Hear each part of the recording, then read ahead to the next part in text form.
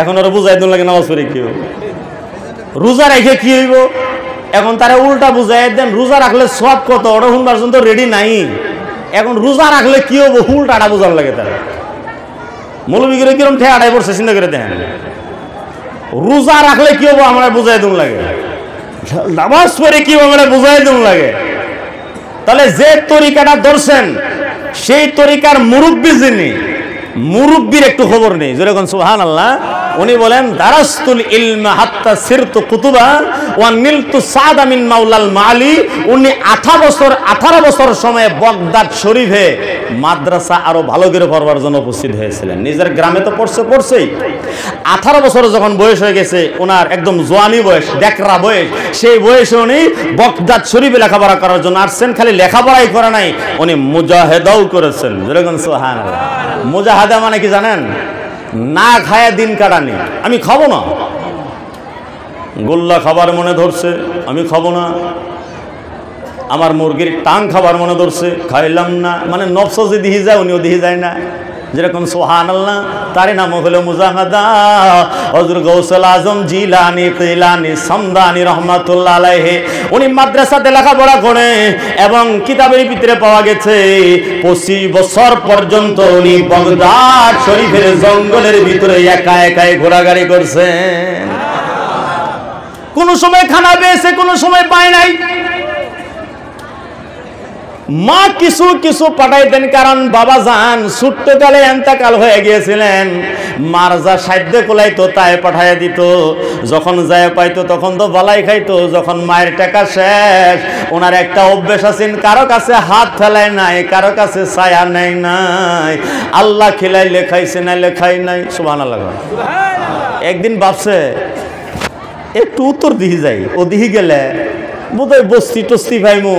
আর বস্তির কোনো মানুষের যদি খালি একবারও কয় চা খাবেন, আমি অভিবয়ে পড়ব।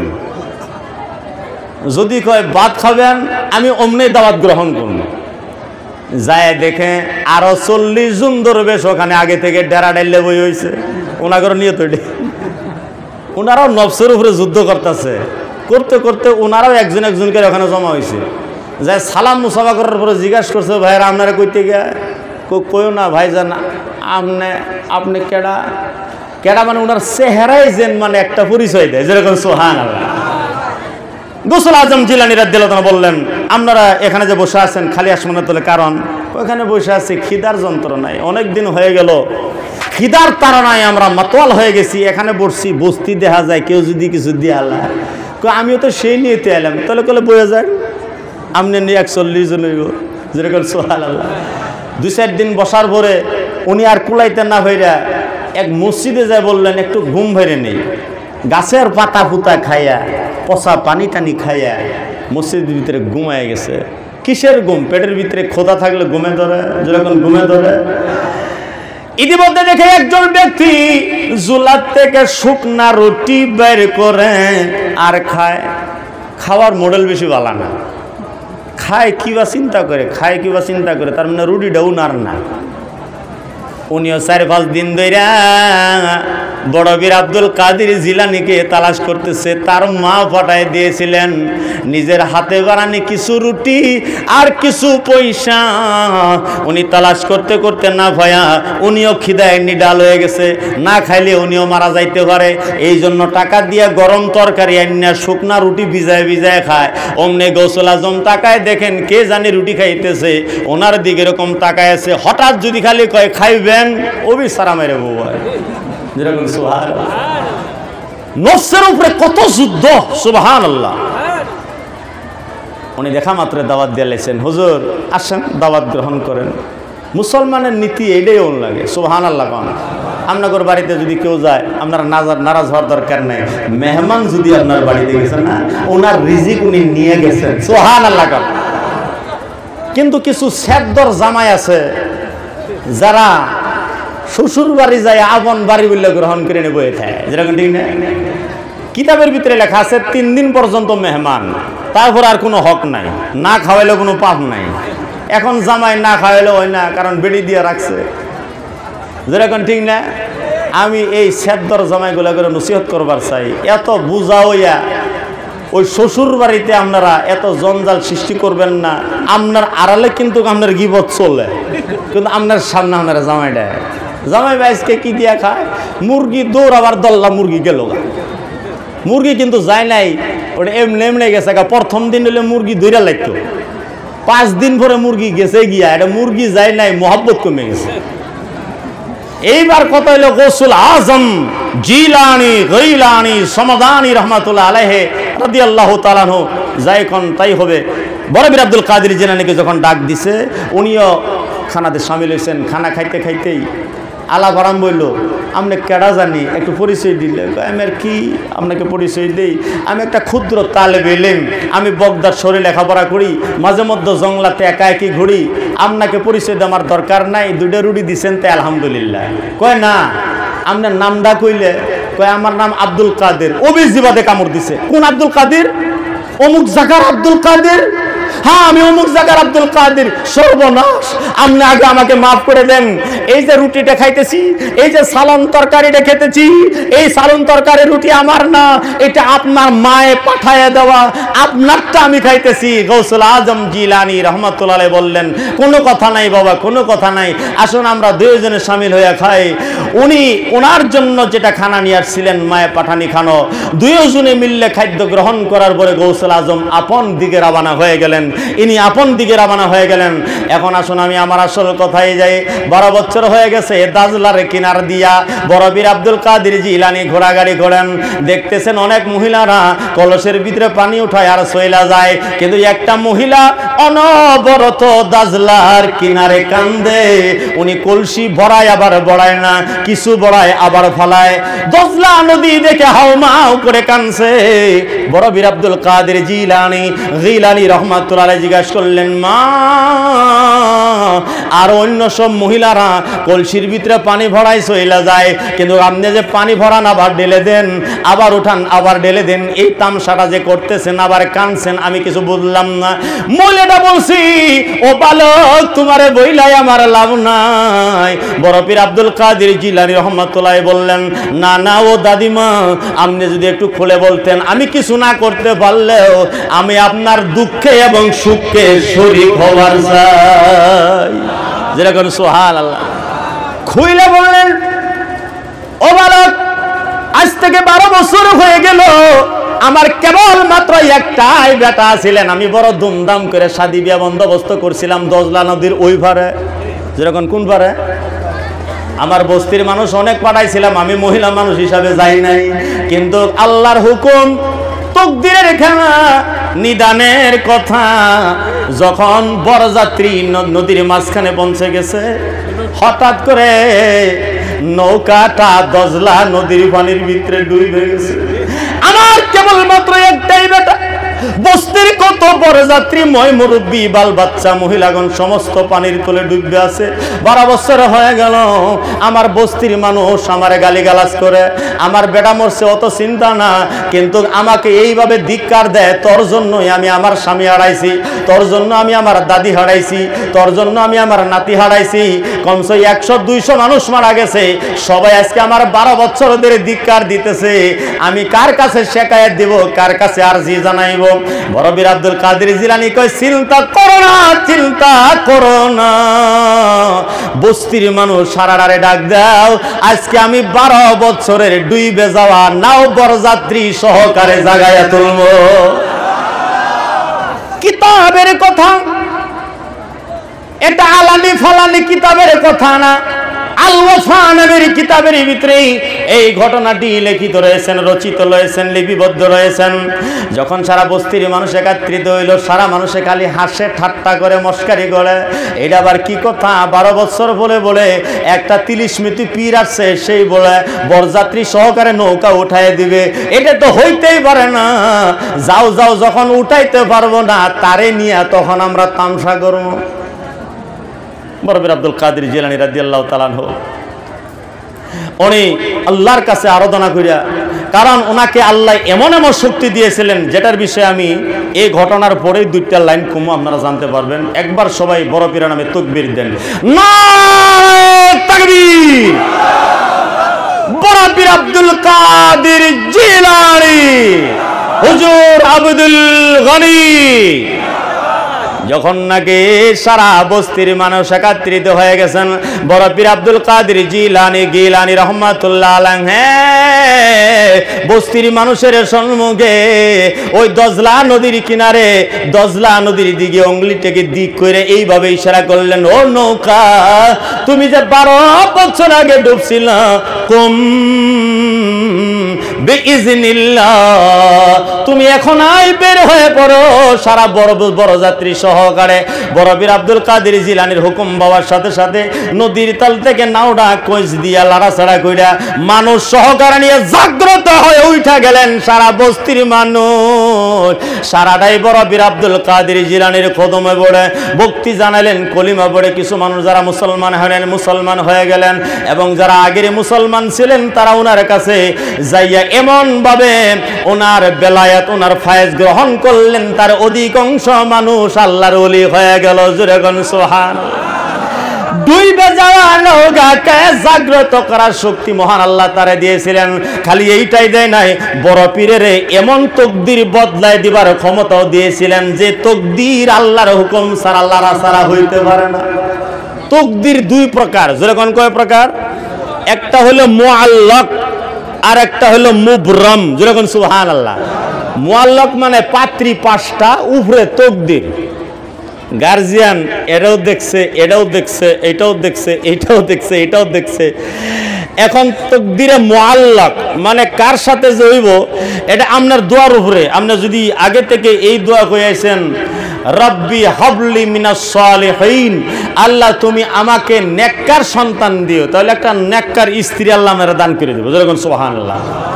আর যদি আপনি বুদ্ধি করে বিয়া করে লাইছেন, গার্জেনের দরকারই পড়ে নাই। আজকাল স্যাংরারা তো নিজের বুদ্ধি দিয়ে বিয়া করে লাই, যেরকম, হ্যাঁ ঠিক না? এখন আর কোনো গড়ক গুড়কের দরকার নাই। এখন বর্তমান সবচেয়ে বড় গড়ক হলো এই জিনিসটা, ঠিক না? এটা মুফতকা ঘটক, উর্দু দিয়ে কব মুফতকা ঘটক। এই ঘটক সাহেব যে কত কিছু করতেছে, এই মোবাইল যে বানাইছে আজ থেকে 50 বছর আগে, এই মোবাইলের ইঞ্জিনিয়ার এই 2023 সেদিন আমি দেখলাম কান ধরে তওবা করতেছে। मैंने बहुत कुछ प्रोडक्शन किया है दुनिया में, लेकिन मोबाइल का निकालना मेरे लिए बहुत बड़ी गलती है। এই কামটা আমার করুন লাগছে না, এইটাকে আমি দুনিয়াটা শেষ করে লাইছি। আমি আরো বড় বড় ইঞ্জিনিয়ারিং করবার হইতাম, কিন্তু এই ইঞ্জিনিয়ারটা আমার করুন লাগছে না।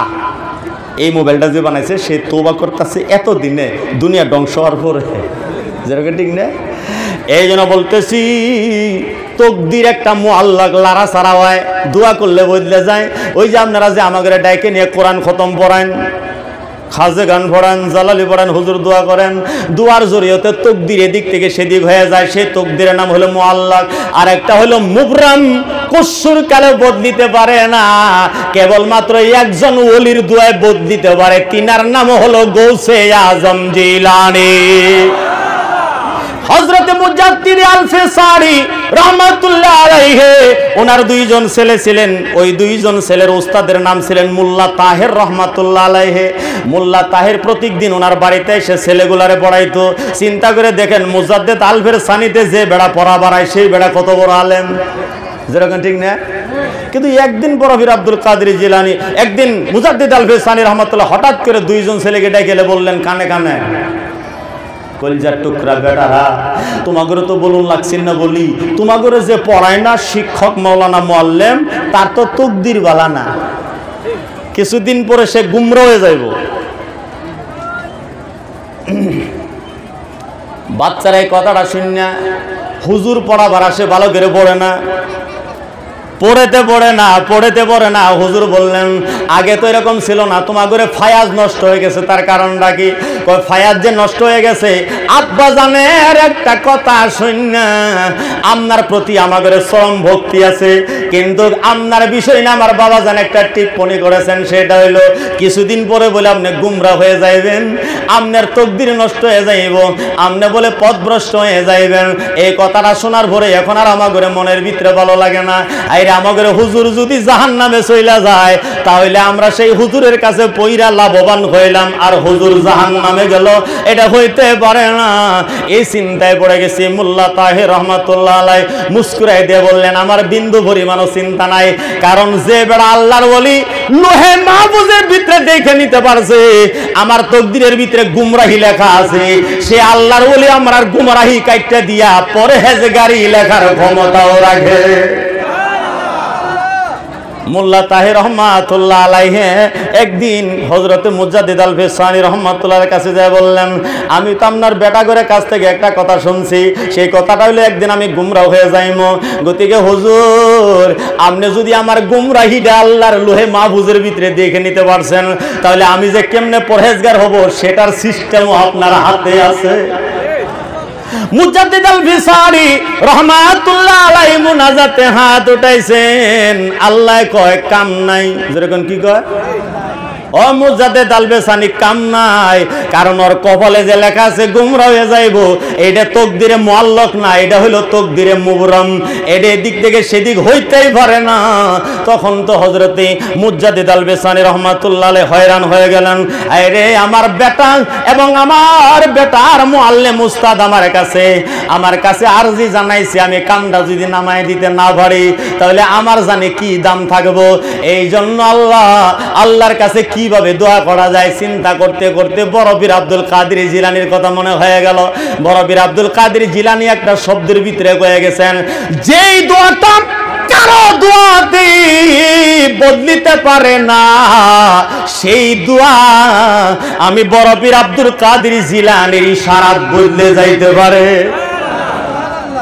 যত বড় আল্লাহর লেখা থাকুক না কেন, বড় পীর আব্দুল কাদের জিলানীর ওসিলা দিয়া দোয়া করলে বোধহয় কবুল হয়ে যাইবে। এইবার মোনাজাতের সিস্টেম বদলাই দিয়া আল্লাহর কাছে মোনাজাত করছেন, রাব্বানা যালামনা আনফুসানা ওয়া ইল্লাম তাগফির লানা ওয়া তারহামনা আনতা মাওলানা ফানসুরনা আলাল কওমিল কাফিরিন। ইয়া রাব্বুল আলামিন, আমার জানা হয়ে গেছে তকদিরটা লরসর হইব না, কারণ এটা তকদিরের 2 নম্বর কিসিম, তকদিরে মুবরাম, এটা এদিক থেকে সেদিক হইতে পারে না। কিন্তু আমার একটা কথা মনে পড়ে গেছে, তোমার একজন বন্ধু আছে যার নাম হলো বড় পীর আব্দুল কাদের জিলানী, উনি বলে গেছেন যে দোয়াটা কারো দোয়াতে বদ দিতে পারে না, যেই দোয়াটা নাকি তকদিরে মুবরাম, সেই দোয়াটা তার দোয়ার জরিয়তে কবুল হয়ে যাইবে, বদলে যাইতে পারে। ইয়া রাব্বুল আলামিন, আমার ছেলেগুলার হুজুর বদবক্ত হয়ে যাইবে তোমার কাছ থেকে আমি জানছি।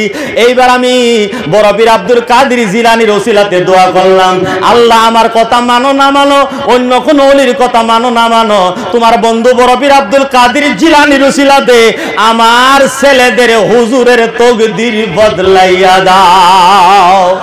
এই দোয়া করা মাত্রই আল্লাহর কাছ থেকে খবর আসছে, যাও যাও মুজাদ্দিদ আল ফিসানি কবুল হয়ে গেছে।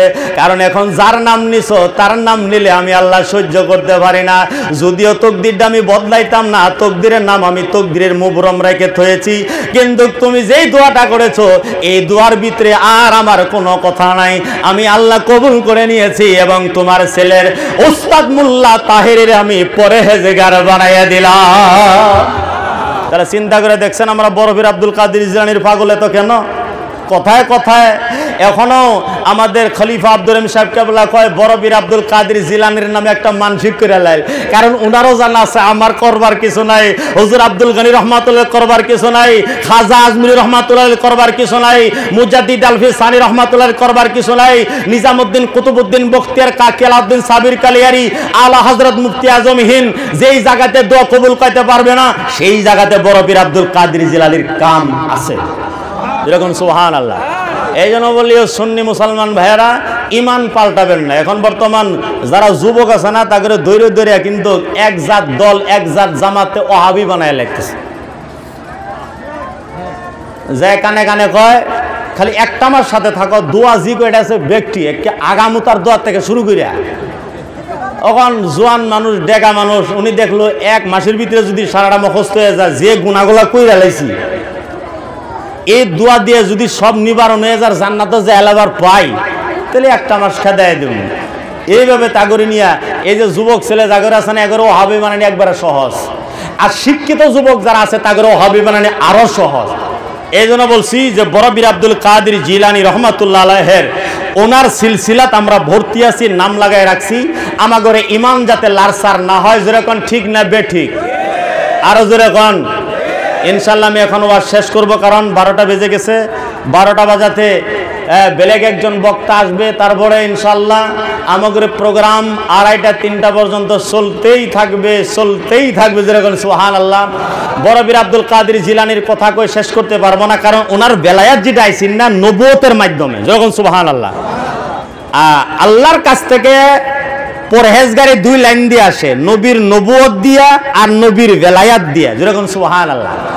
নবীর নবুয়ত দিয়ে যে বেলায়াতটা আইছে, সেই বেলায়াতটা পাইছেন গৌসুল আজম জিলানী। আর এই রাস্তা দিয়ে যে বেলায়াতটা পাওয়া যায়, সেটার কানেকশন মুখলুকের সাথে বেশি থাকে, অর্থাৎ মানুষের সাথে বেশি থাকে।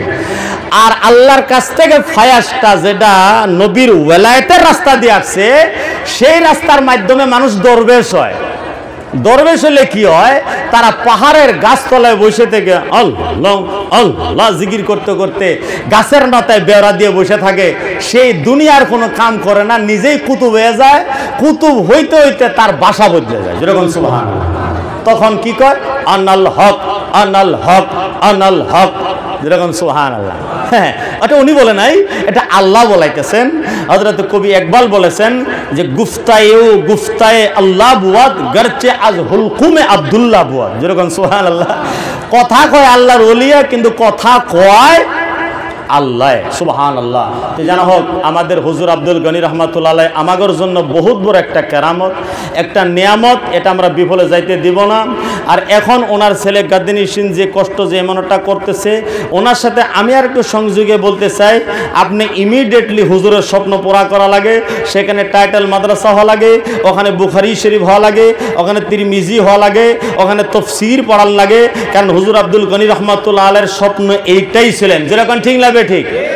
আর উনি এই প্রচেষ্টায় আছে, উনি যে দ্রুত গতির কামগুলা করতেছে, আমার কাছে লাগতেছি উনি হুজুর আব্দুল গনি রহমাতুল্লাহ আলাইহির এই স্বপ্নটা নিশ্চয় পুরা করবে।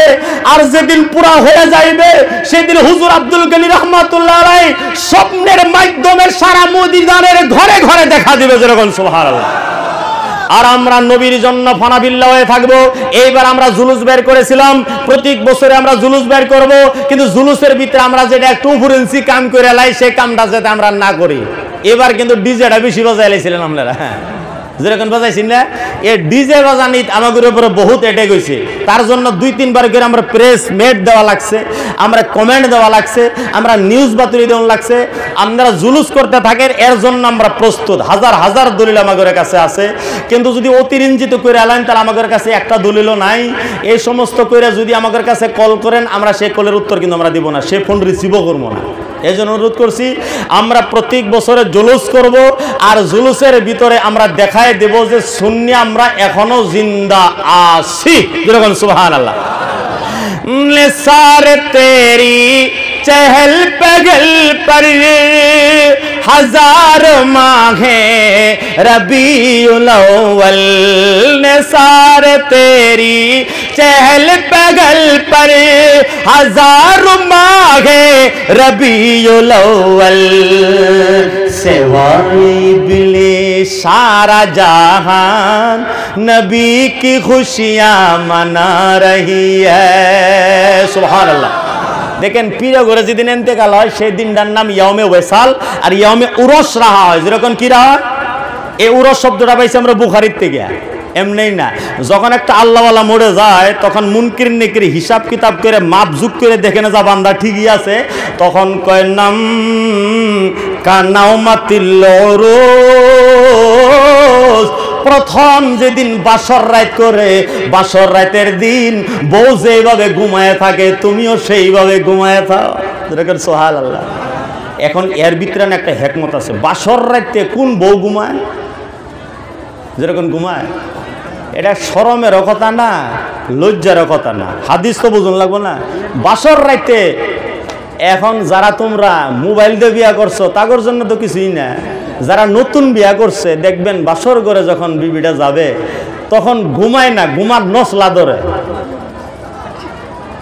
যেরকম ঘুমের নসলা ধরে না নাই, আসলে তো ঘুমাই নাই, নতুন জামাই, নতুন ঘর, নতুন রুম, শরম লজ্জা, ঘুমাই নাই, চোখ মুঞ্জা আছে, সব শুনতাছে, যেরকম সুবহানাল্লাহ। এই জন্য হাদিসের ভিতরে শব্দ উঠাইছে যে গ্যাংরানি ঘুম দিস না, কারণ গ্যাংরানি ঘুম দিলে জান্নাত তুই অনুভব করবি না, জান্নাতের মজা নিতে পারবি না। খালি বঙ্গি ধরে থাক, ফেরেশতারা এরকম করে হাত দিয়া থপকি থপকি মারকে সোলা রাহা হ্যায় নামকা নাওমাতিল আরোজ, নতুন ঘর এবং বাসর রাতের কন্যার মতন ঘুমায় থাক, যা কিছু এবার সব শুনবি, কিছু পরে কিন্তু দয়ার রসুল তোর শিবাইতেছে, যেরকম সুবহানাল্লাহ। কারণ তুই তো হিসাব কিতাবের ভিতরে পাশ হয়ে গেছ, এখন যদি কেউ ঠিকসে ঘুম দেয় তাহলে নবী লেটার পাবি না। এই জন্য নতুন কন্যার মতন ঘুম দে, চোখটা মুদ্দে থাক, যেন দয়ার রসুল তোর শিবাই না অনুমান করবি, সেই সময় ওইটাই একটা কদম বসি দয়ার রসুলের কদমে কইরা আল্লাহ, যেরকম সুবহানাল্লাহ। আম্মা নবীর আশিক, নবীর পাগল, কবরের ভিতরে আমার দয়াল নবী তোর শিবানবে, যেরকম আনবে না নাই, যেরকম তোর শিবানবে না নাই। আমারে যখন সমাজ থেকে জামাত থেকে বের করে খাটিয়াতে উঠাইয়া, আমারে যখন সাদা কাপড় দিয়ে মেরাইয়া, আমার এই একাকিরি ঘরে, আমারে সাপ বিচ্ছুর ঘরে অন্ধকার কবরে রেখে আসবে, সেদিন আমার কেউ নাই। সেদিনের যখন প্রথম রাত্রি হইবে, আমি জীবনে কোনোদিন একা এক রাত্রে থাকি নাই, কিন্তু আজকে আমি একা একই কবরের ভিতরে ঘুমে থাকা লাগতেছে। এখন দেখি আমার কেউ নাই, ডানেও কেউ নাই, বামেও কেউ নাই, আমার সারা কেউ নাই, আমার সহকারী কেউ নাই। ইয়া রাসূলুল্লাহ, ইয়া হাবিবাল্লাহ করে আমরা দুনিয়ার ভিতরে ডাকতাম, নবীর সহায় চাইতাম। এই যে আজকে নবীর সহায়ের দিন এসে গেছে, উম্মতি ঘাবড়ায় না, চিন্তা করো না। সমাজে তোমারে বাইর করে দিছে, জামাতে তোমারে বাইর করে দিছে, তোমার ফ্যামিলি, তোমার রিশতেদার, ইষ্টি কুটুম্ব কিছু কান্দা কাটার পরে কান্দা বন্ধ করে দিছে, জানাজার পরে সবাই বাড়ির দিকে ফিরত হয়ে গেছে, রওনা হয়ে গেছে। এখন তো নবী মুহাম্মদুর রাসূলুল্লাহ আমি আর মদিনায় থাকতে পারি না, তোমার ঘরে কবর অন্ধকার উজালা করার জন্য তাশরীফ নিয়ে আইলাম। যখন আমার দয়ার রাসূল কবরে তাশরীফ আনবে, সুন্নি মুসলমান বসে থাকতে পারে না, কারণ আমরা বসা পাটি না, আমরা খাড়া পাটি। সেরকম আমরা কি পাটি? তোমরা যারা বসে থাকো কবরের ভিতরে বসে থাকো, যখন বসে থাকবা ফেরেশতারা কিরকম তোমাদের উপরে চালান কাটে তারপরে দেখো। আর যারা আমরা সুন্নি মুসলমান, আগে থেকে খারণের অভ্যেস, কবরে যখন দয়ার রাসূল তাশরীফ আনবেন, আমরা তো ঘুমাই নেই, চোখটা মুন্দে আছি, যেরকম কি করে আছি, চোখটা মুন্দে আছি। দয়ার রাসূল তাশরীফ আনলেন, जैसे नबी हमारे कब्र में तशरीफ लाएंगे, हम उनके कदमों में गिर जाएंगे।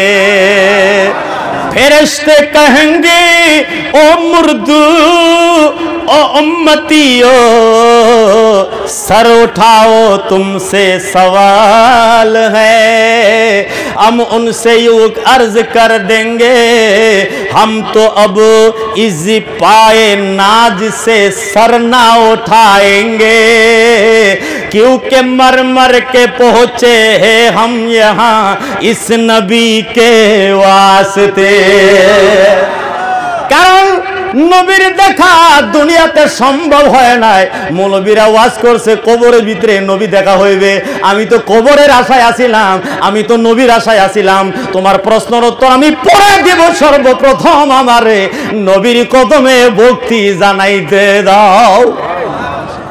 যেরকম এরকম সাহস আমাদের আছে না নাই? আমার আছে ইনশাআল্লাহ। কবরের ভিতরে নবীর ইশক নিয়ে, আল্লাহর ওলিদের মহব্বত নিয়ে মুনকির নিকিরের সম্মুখে এই কথাটা করার আমার সাহস আছে। আপনাদের আছে লালাই? কিন্তু আগে তেন একটু ঠিকঠাক হয়ে যাবেন। যে দুর্গন্ধ, মৌলবী বুগলে যাওয়ার হয় না, নবী কেমনে যাবে? যেরকম এই সমস্ত দুর্গন্ধ থেকে দূরে হইন। সুগন্ধি নবী ভালোবাসে, সুগন্ধির কাছাকাছি যান, নামাজ শুরু করেন, মসজিদ ভরেন। মসজিদ ওয়াহাবিরা নিয়ে শেষ করলো ভাই, আর আটকে রাখতে পারলাম না। কারণ নামাজ পড়ে সুন্নি মৌলবী আর সুন্নি মুয়াজ্জিনরা, বাদ বাকি সুন্নি মুক্তাদি যারা আছে, আমরা তো বছরে একবার সজাগ পাই, সারা মসজিদ কায়রে নিতে পারে শেষ হয়ে গেল। ও চিনতলার মসজিদ মোনাজারা করলাম, আরো বেলতলার মসজিদ মোনাজারা চলতেছে, বেলতলার ঈদগাহ নিয়ে মোনাজারা চলতেছে, জুলুস নিয়ে ঈদগাহ চলতেছে। খালি মোবাইলের ভিতরে সাহস জোগাইলে হইব না, আপনারা বাস্তব ময়দানের ভিতরে আইসা আমাদের সাথ দেওয়া লাগবে। জোরে কোন দরকার পড়লে সাথ দিবেন না নাই? আজকে সবাই ওয়াদা করুন লাগবে, দুই হাত উড়াইয়া। এই যে এত আসতে উড়াইলে হবো না, নারে তাকবীর। যারা ইনশাল্লাহ এই পর্যন্ত আমি শেষ করলাম, কারণ আরেকজন বক্তা মানে আমার ওয়াজ শেষ হওয়া বলে ধরে নেওয়া লাগবো, এটা যাতে প্রতীক বক্তারে জানা থাকে। ইনশাল্লাহ আমি সর্বশেষে হুজুর আব্দুল গনি রহমতুল্লাহ চরণে আমার শ্রদ্ধা ভক্তি জানাইয়া ওনার শাহেজাদা গাদিনিসিন আব্দুর রহিম কেবলা কুদ্দিসা সিরহুলের কাছে আমার সালাম জানাইয়া আমি আমার এই সম মুক্তাসার বক্তব্যকে আমি শেষ করলাম। ওয়া আখিরু দাওয়ানা আলহামদুলিল্লাহি রাব্বিল আলামিন। হ্যাঁ না नारे तकबीर, नारे तकबीर। अल्लामा हजरत मौलाना मुफ्ती उल हकीम मिर्ज़ाई साहब की नारे तकबीर। মারহাবা। এইভাবে যদি সারা রাতি বলেন কোনো অসুবিধা আছে? উনি বলতেই থাকবো, আমরা শুনতেই থাকবো, তাই না? কিন্তু আমাদের শোনার স্বাদ শেষ হয় না, ওনার বলার স্বাদ যে কেমন করে শেষ হয় না।